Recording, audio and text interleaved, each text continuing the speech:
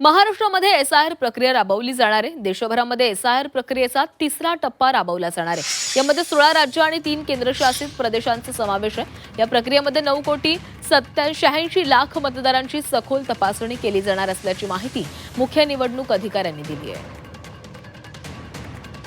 कलम 324 अन्वये प्राप्त अधिकारात भारत निवडणूक आयोगाने संपूर्ण देशात विशेष सखोल पुनरीक्षण घेण्याबाबत 24 जून 25 मध्ये आदेश निर्गमित केलेले आहेत।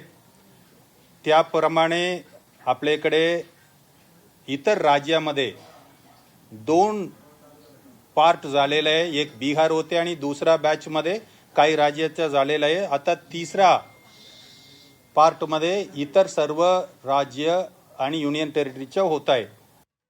सुमारे 9,86 लाख मतदार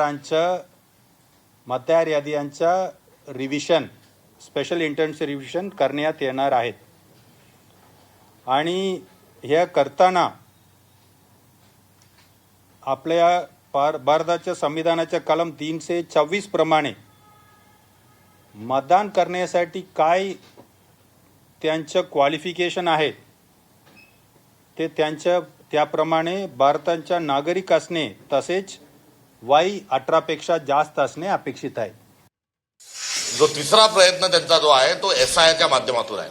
त्यामुळे एसआयआरच्या निमित्तानं महाराष्ट्रातल्या मतदारांना बाद करत असताना, त्यांना हद्दपार करत असताना मतदार यादीमध्ये सोयीची रचना करून घेणं आणि भारतीय नागरिकांना अपमानित करणं आणि नागरिकत्वाचा पुरावा मागणं अशी थट्टा एसआयआरच्या माध्यमातून सुरू आहे।